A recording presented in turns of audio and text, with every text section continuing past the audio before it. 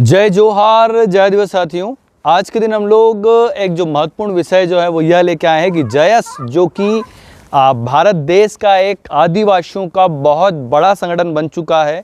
इस जयस का नाम जयस कैसे पड़ा, जय आदिवासी युवा शक्ति कैसे पड़ा? तो चलिए दोस्तों, आप सभी हमारे जागो आदिवासी यूट्यूब चैनल के सब्सक्राइबरों का और सभी दर्शकों का बहुत बहुत स्वागत है। और आप सभी से निवेदन है कि अगर अभी तक आपने चैनल को सब्सक्राइब नहीं किया है तो आप चैनल को सब्सक्राइब कर लें, ताकि आपको सभी महत्वपूर्ण जानकारी वाले वीडियो आपको सभी को नोटिफिकेशन उसका आता रहे। तो चलिए दोस्तों, आज हम लोग स्टार्ट करते हैं कि जय आदिवासी युवा शक्ति जय संगठन का नाम जयस कैसे पड़ा।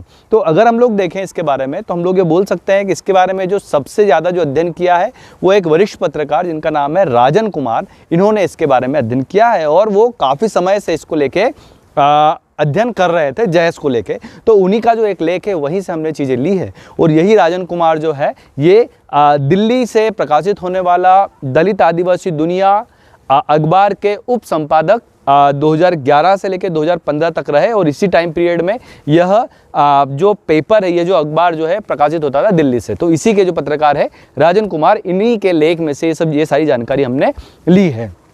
यही वरिष्ठ पत्रकार राजन कुमार जो हैं ये लिखते हैं कि 2011 में इन्होंने सबसे पहली बार एक टैगलाइन देखी जिसमें लिखा हुआ था जय युवा शक्ति।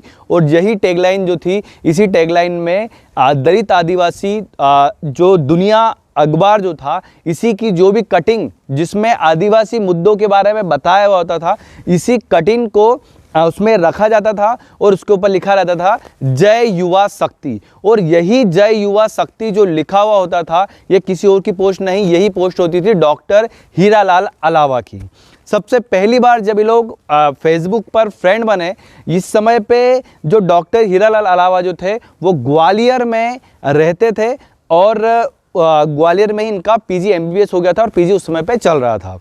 और उसके बाद में फिर आगे राजन कुमार लिखते हैं कि जब ये पहली बार 2012 का जो समय आया, उसी समय पे यह डॉक्टर हीरालाल अलावा से डायरेक्ट फेस टू फेस मिले थे। इस समय पे डॉक्टर हीरालाल अलावा नई दिल्ली एम्स में सीनियर रेजिडेंस डॉक्टर के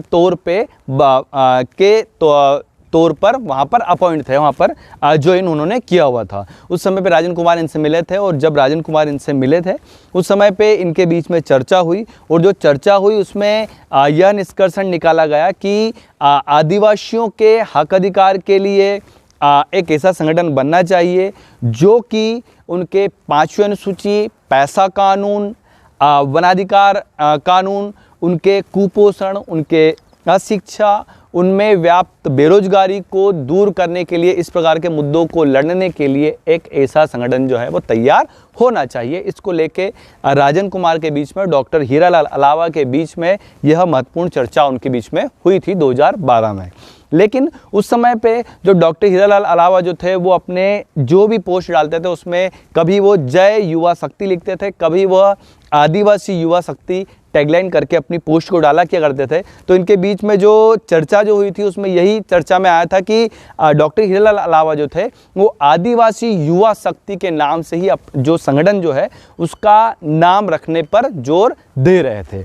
लेकिन उस समय पे जो आदिवासी युवा शक्ति के नाम से एक संगठन कार्य कर रहा था महाराष्ट्र में, और इसी का जो शॉर्ट में जो नाम जो देखने को मिलता था वो मिलता था आयुष, आदिवासी युवा शक्ति के नाम से इसका नाम देखने को मिलता था। इसी कारण से यह नाम नहीं रखा गया आदिवासी युवा शक्ति। फिर आगे चल के जो विचार विमर्श हुए उसमें यह निष्कर्ष निकाला गया कि दोनों ही टैगलाइन, एक तो वो जिसमें लिखा हुआ रहता था जय युवा शक्ति और दूसरी टैगलाइन वो जिसमें लिखा हुआ था आदिवासी युवा शक्ति, और इन दोनों को मिला दिया गया। और इस प्रकार से जय आदिवासी युवा शक्ति के नाम से टैगलाइन चलाना प्रारंभ की गई डॉक्टर हीरालाल अलावा के द्वारा।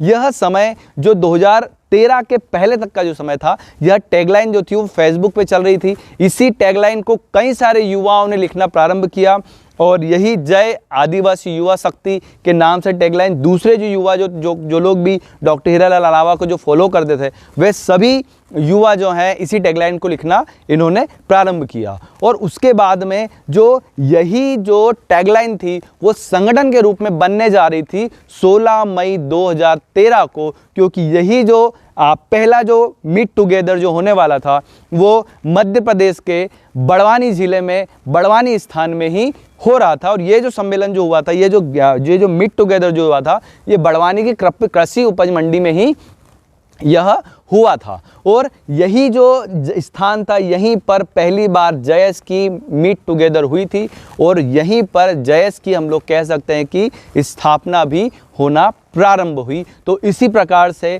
जय आदिवासी युवा शक्ति, जिसका नाम आगे चल के शॉर्ट में जय से लिया गया J, आदिवासी से लिया गया A, युवा से लिया गया Y और शक्ति से लिया गया S, और इस प्रकार से इसका नाम जो इंग्लिश का जो नाम था जय आदिवासी युवा शक्ति, इसी को शॉर्ट में JS कहना प्रारंभ किया गया। और इसी प्रकार से जय आदिवासी युवा शक्ति संगठन का नाम, JS का नाम JS पड़ा। अगला जो वीडियो आएगा उसमें हम लोग ये बताएंगे कि JS की स्थापना कैसे हुई और JS का जो पहला मीटिंग जो हुआ था बड़वानी में, इस मीटिंग में कौन कौन लोग जो थे वो शामिल हुए थे। और अगला हम लोग जो वीडियो बनाएंगे वो इसकी स्थापना को लेकर बनाएंगे। अंतिम में जय जोहार, जय आदिवासी साथियों।